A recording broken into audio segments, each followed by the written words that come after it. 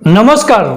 ঘোষণা কৰা হল 2024 লোকসভা নিৰ্বাচনৰ ফলাফল আৰু এইবাৰ কেন্দ্ৰত চৰকাৰ গঠন কৰিবলৈ আগবাঢ়িছে কংগ্ৰেছ দলে। ইতিমধ্যে কংগ্ৰেছ দলে চৰকাৰ গঠন কৰিবলৈ তৎপৰতা আৰম্ভ কৰিছে।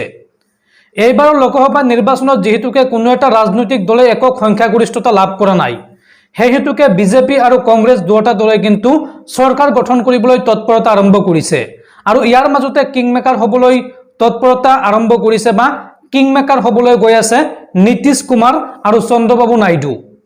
এই দুজনে এতিয়া ৰাজনৈতিক ভৱিষ্যত ঠিক কৰিব দেশত কাৰ চৰকাৰ গঠন হয় এই দুগৰাকী নেতা এতিয়া ঠিক কৰিব। এই সন্দৰ্ভত সবিশেষ তথ্য লৈ আহিছো আপোনালোকৰ মাজলৈ। কেন্দ্ৰত চৰকাৰ গঠনৰ বাবে কূটকৌশল ৰচনা কংগ্ৰেছৰ।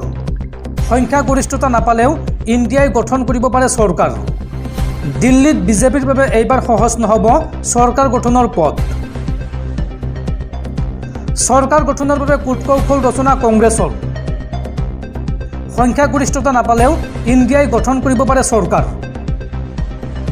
কিং মেকাৰ হোৱাৰ তৎপৰতা নীতিশ কুমাৰ আৰু চন্দ্ৰবাবু নাইডুৰ।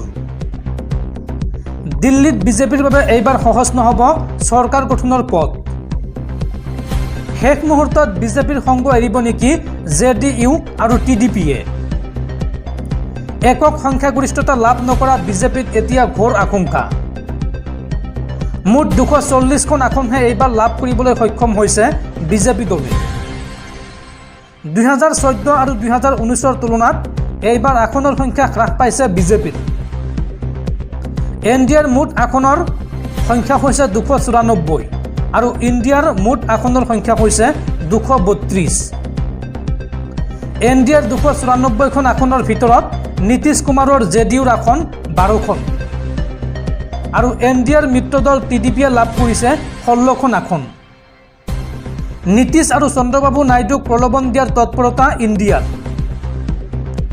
RJD NCP শাৰদ পাৱাৰৰ ভাষ্যই এই সন্দৰ্ভত সৃষ্টি কৰিছে সন্দেহৰ বাতাবৰণ। নীতিশ কুমাৰ আৰু চন্দ্ৰবাবু নাইডুৱে লুটিবাগৰ মৰা মানেই বিপদত পৰিব বিজেপি। অৰ্থাৎ নীতিশ কুমাৰ আৰু চন্দ্ৰবাবু নাইডুৰ দল ক্ৰমে JDU আৰু TDPয়ে যদি বিজেপিৰ পৰা আহি ইণ্ডিয়া মহাজোঁটত যোগদান কৰে তেন্তে কিন্তু কেন্দ্ৰত কংগ্ৰেছ চৰকাৰ হোৱাটো নিশ্চিত। সেয়েহে এইবাৰ বিজেপিৰ বাবে সহজ নহ'ব দিল্লীত চৰকাৰ গঠন কৰাটো।